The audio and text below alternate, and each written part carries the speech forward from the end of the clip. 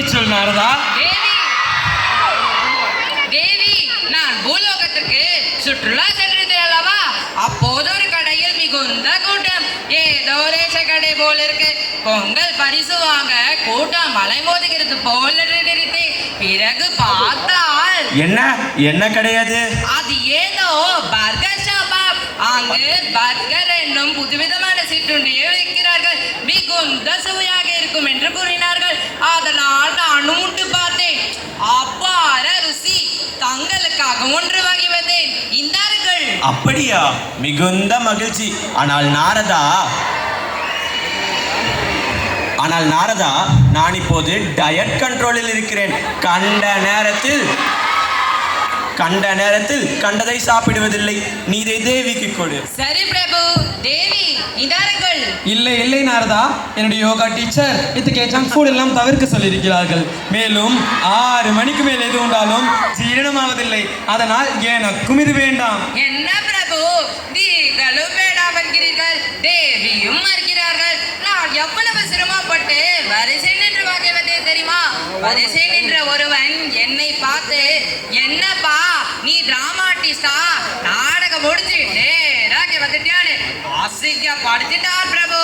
நீங்கள் இடவென்றால் சரி, இப்போது என்ன செய்வதில்லை? பர்கரை கொண்டு வந்து உன் நாடகத்தை தொடங்குகிறாய். சரி, நடத்து. கவலைப்படாதே நாரதா, எங்களுக்கு தானே டயட்டும் அஜீர்ணமும் எங்கள் பிள்ளைகளுக்கு சிறுவயதானே. அவர்கள் சாப்பிடும் அதை. அதோ விநாயகனும் முருகனும் வந்து விட்டார்கள்.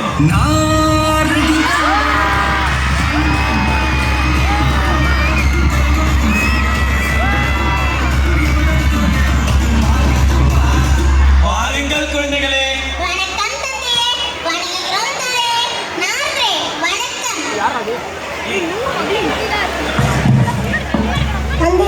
தங்கள் கையில் என்ன?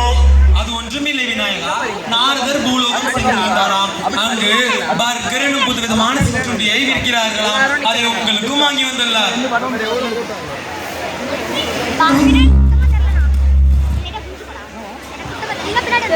பேசுறோம்.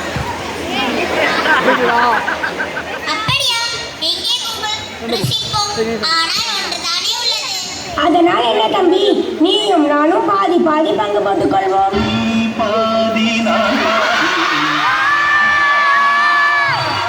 ஆஹா, அப்படி இல்லை. இதனை 2ஆக பங்கிட்டால் சுவையாக இருக்காது. இதனை பங்கிடாமல் அப்படியே சாப்பிட வேண்டும். நீ பைத்தியம், நீ என்ன வேணாலும் சொல்லுவ. சிவா, நீங்க மைண்ட் வாய்ஸ் நினைச்சு சத்தமா பேசிட்டீங்க.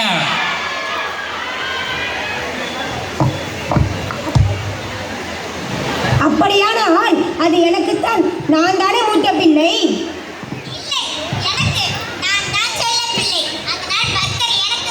இல்லை எனக்கு. இருவரும் சண்டையிடுகின்றனர். சரி, இருவரும் சண்டையிட வேண்டாம். சுவாமி, இதற்கு என்னதான் தீர்வு? நீங்களே கூறுங்களேன்.